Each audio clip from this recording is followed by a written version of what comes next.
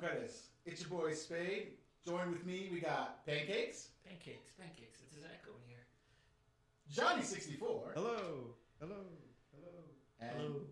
And today we're going to be talking, as you can tell from the echoes, we're going to be talking about Echo, a show that was brought to you by Disney Plus. A show that felt like it had going to have a big impact in what we were going to see the MCU going forward. So, guys, what do you guys think?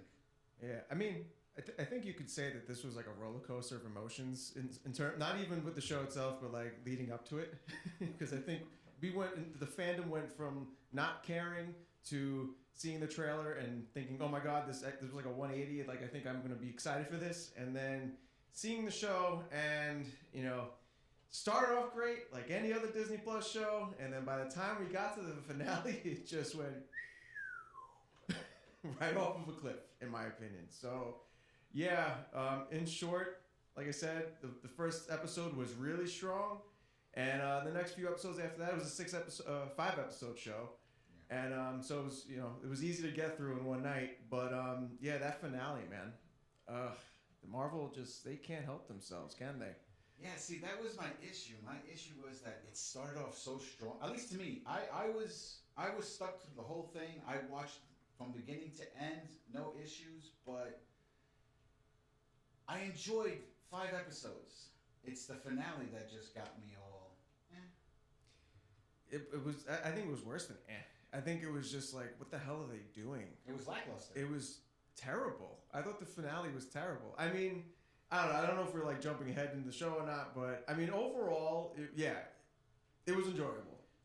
But I felt like I feel like my main bone to pick is with the Marvel's marketing team, because I feel like this is the second time in a row that I was like intentionally duped in terms of what to expect for this show. I don't know if it's just me, but like, in what way?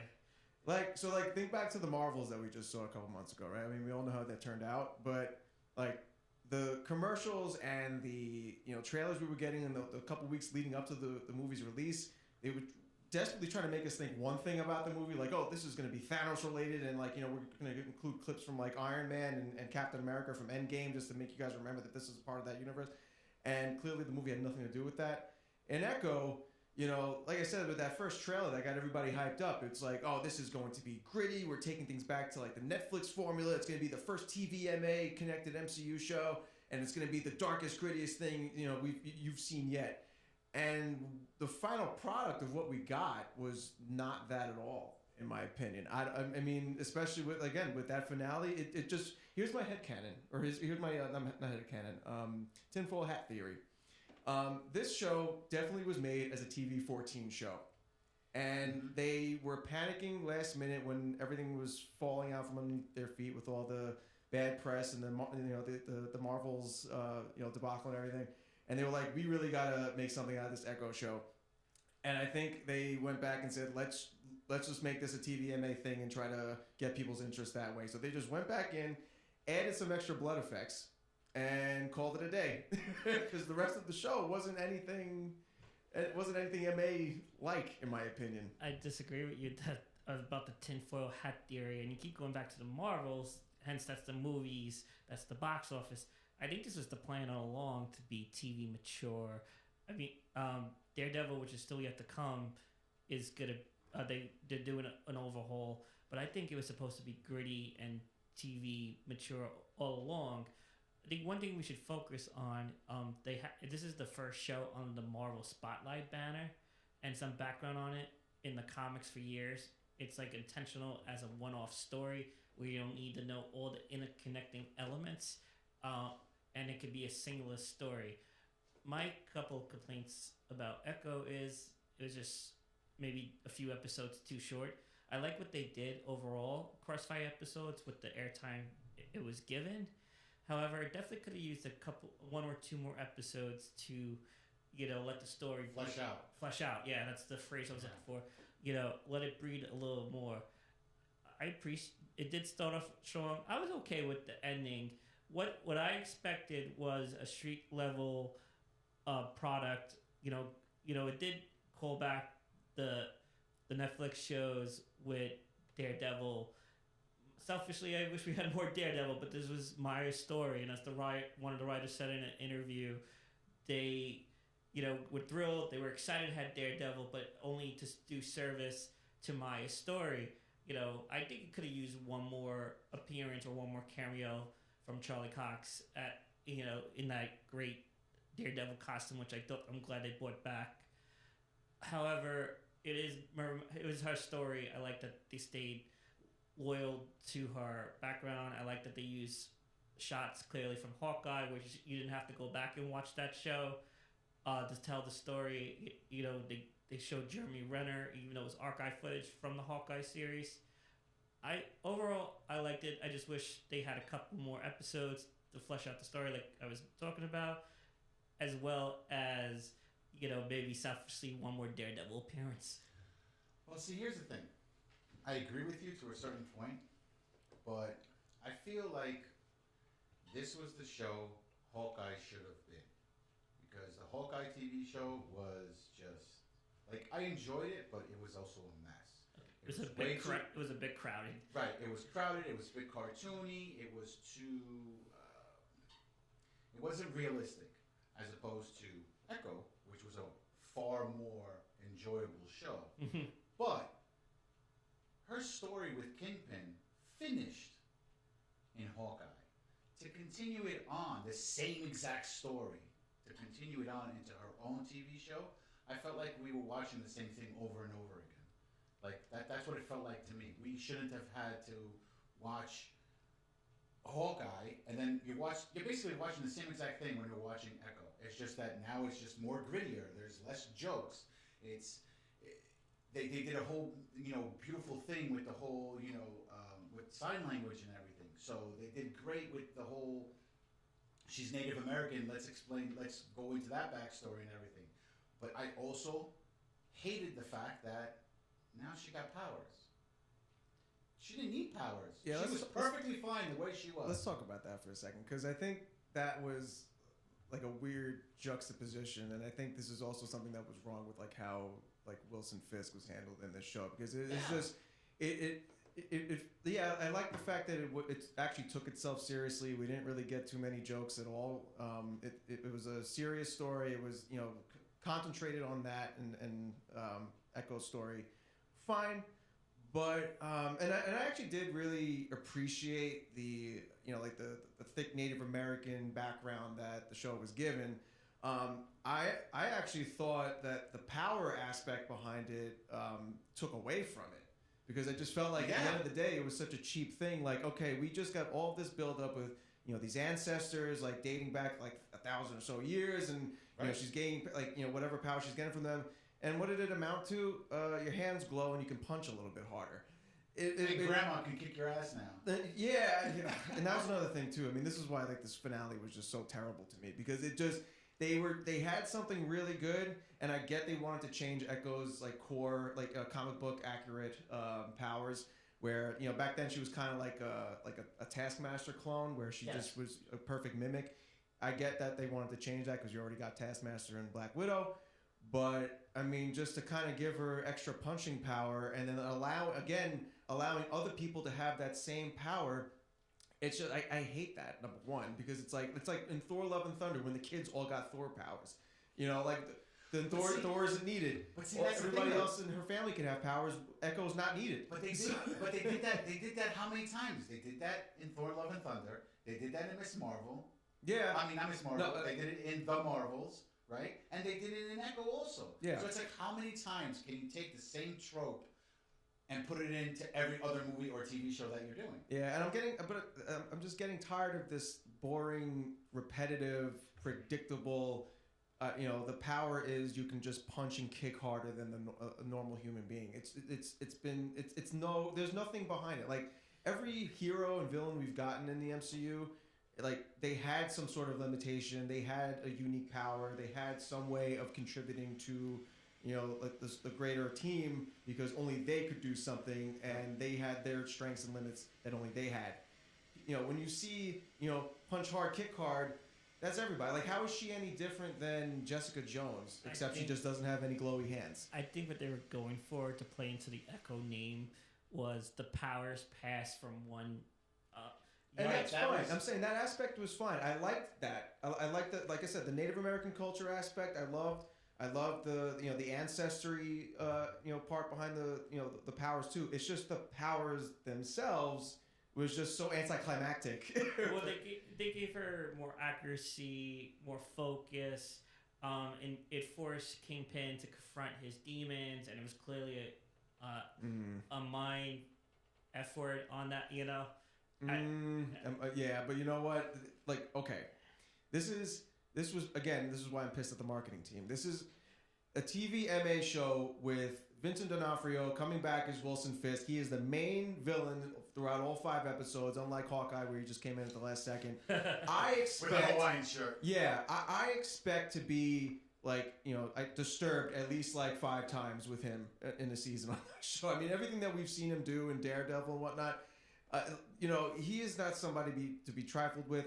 And when you think of a final climactic fight with him, I expect to see, to be afraid for the hero, thinking that they're about to die, seeing them bleed out or something. And what did we get?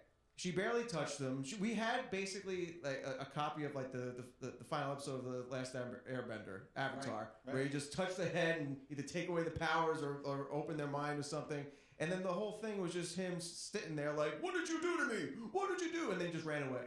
And then that was it. Well, That's what I'm saying. There was no fight. Go ahead, speak. That's what I was saying. That the ending to me was lackluster. It was not. It was an ending. insulting to Yeah. Wilson Fisk. I'm sorry. It was. I agree with you on that. I guess one way to put it is they kind of bucked themselves into a corner that Kingpin wasn't gonna get killed off or seriously wounded again, and it wasn't gonna be a bloody fight. So they had to try to find a creative way, in air quotes, to resolve the conflict because obviously Vincent D'Onofrio as Fisk is coming back for Daredevil, so it had to end on a high note with the heroes on top, but with him getting away because she already took her kill shot at him in that finale And failed miserably. Oh, and that's another thing well, too. she blinded him. It was supposed to. Sorry to cut you off. No. It was to reflect, the famous image of him being blinded. He only had one Right. eye cover compared to 2 from the image from the comics, where to get revenge for ordering the hit on her father. Right. Now, that's like another thing too. It's just like the end of Hawkeye. She shoots him in the face, shoots him in the eye, and then like the repercussions of that was basically nothing. Like there was no, he might as well have not had any wound to his face, or like there might as well not have been a scene where he gets shot in the face. He had some scars. He had a scratch. Who cares? He's clearly able to function and see properly. I think he has like that face thing from like Captain America: Winter Soldier, but for his eye, that maybe he's concealing like an actual injury behind it. But then show it. If this is a TVMA show, I want to see something horrible, not I have like a concealer or whatever. And then even like other stupid shit. What else was there? Like the that contact lens that she could see him. That was pretty cool. Yeah, That's like but putting on the like the metaverse goggles or the some ones. Tony Stark tech. I Yeah, don't know. I thought that was pretty cool. It was okay, but I was like, okay, we're getting a little MCU-ified right now. Like now I see like what it's like to have a show like this be tied into the MCU. We're gonna see some ridiculous technology, but it's just a weird juxtaposition with the guy like Kingpin, Wilson Fisk, because I felt like he always represented like the strict, grounded, mob boss. Like you don't do certain things with him, but you do these types of things. Yes, with him, he did. The difference is that he was the mob boss, but he also used the technology. Like in the comics, right? He would pay. Because he has access to it. He has money. I get that. He would pay some mad scientist and be like, "Hey, I need you to make this guy be able to, be a Scorpion and go against Spider-Man." Or he's the one that brought the Punisher into the universe by introducing him in Amazing Spider-Man. But Wilson Fisk is the person who is like, I have money, I have resources, I will put that to my use. So it's not hard for him to say, I need a whole bunch of scientists to create or fix my eye. Like, for me, that's believable. No, 'Cause he's got the I money get that. to do that. I Yeah. get that. I'm just saying, like, it was just such a cartoony way of Yeah. concealing what didn't need to be Yeah. concealed on a TVMA show. You know, he could have just taken off his eye patch and we saw like just a gaping wound in his face. That might have been too much, though. Why? Why? Because How much too much did we see in the Netflix series that were also TVMA? It's that's the whole point of the rating. This is why I say like Marvel, you know, marketed this as like something that completely dark and gritty and horrible and disturbing. Like I expect to feel those things watching the show, especially coming from the Netflix series. Well, So Maya did have that brutal cut on our side. completely forgot about that because it amounted to nothing. It amounted to nothing. Nobody's. That's the problem with all these movies now. It's like no matter what problem you get or what cut or bruise or anything like that, it doesn't matter. The only person that had a lasting effect was Tony Stark because he died. Everybody else is just Listen, like, I'll see you next episode. Remember, when we watched like Black Panther: Wakanda Forever, we saw Shuri get impaled, Right. walk herself out of it, and then be completely fine Yeah. afterwards. So like, this is just more of the same, I guess. But I just expected more from this show because we were promised a street level grounded story, and you know, it just like like I said, Marvel couldn't help themselves with these typical tropes. Like I expected it to take mostly place in New York, and And what was it, Oklahoma? it was in Oklahoma. We were it was like their version of Tulsa King. That was another thing too. I Like, thought Wilson the Fisk- same. I thought the same exact thing. Yeah. I was like, oh, I guess we're gonna see Sly in this. Yeah, like that scene where his big reveal when he comes out from behind a homestead, like, that's not really his environment, you know? Did you guys enjoy any other cast members besides the main two? Well, let's Well, talk that's about- what I was gonna say. Let's talk about all the stuff that we did like about this. Let's talk about the star herself. She was awesome. Alekwa Cox as Echo. She was awesome. great. She's I think she is a like another A tier casting by the Marvel casting She's an team. absolute treasure in this universe. Yeah, They and I nailed mean, this casting. you know, and you know, you got to give her credit. She is actually deaf. She actually is. She's an amputee. So you couldn't pick a more perfect person. Native And, American background herself. Yeah, that too. I mean, and even the little girl that played her younger self. yeah, looked just That like girl her as if was she was a great. kid. That's her actual cousin. That's her little cousin. Yeah, I know. That they- makes so much sense. I was like, she they really were family, looks yeah. so much like and her. Yeah. and her casting as Maya Lopez in the Hawkeye series is her first ever acting role. She did great. Huh, The good for people her. in her life is like, this role is for you because she fit those three major characteristics of the character. Yeah. Yeah, and I mean like her facial expressions too. Because the thing is, like, she has no vocal dialogue, right? So like she has to sign everything. So and that's another thing too about what the show did do great. Like showing her in her universe, like in her point of view, Right. where like during the fight scenes, like we'd have like those moments where like the sound would cut out and we're just hearing what she hears, and like like you hear like the heartbeat in the background and everything. Like that was amazingly done. Like that was definitely one of the highlights of the show, of the entire show, in my opinion. But just like her, like I said, like her facial expressions, the way she would act, the way she would like emote her signs and everything. It really, like, despite the fact that she didn't say one word of dialogue, it really brought out like she really brought out all those emotions with everything. The entire cast and crew learned ASL to communicate with her Right. throughout the whole show, Which is awesome. With the production of the show also as well. Yeah, so I mean that was like probably the most commendable part about the show. Like anything like surrounding her immediate character and like her background and everything, like I think the show was just it was an A+ in that regard. Everything else, like I said, anything surrounding Wilson Fisk and the setting and the storyline up until the finale, just that's where it went off of a cliff. I thought they took the steps. They returned Richard D'Onofrio to the Netflix Kingpin and get him away from more the cartoony comic Kingpin we got in the Hawkeye finale. I thought they took steps. He was back in the white. Back in the white suit. He was. He was more ruthless. He has a soft spot for Maya, even though she did almost kill him and put him in the hospital. But he wants her in his sick way, under his thumb, under his rule. That's why, we could rule together. You could have your own empire.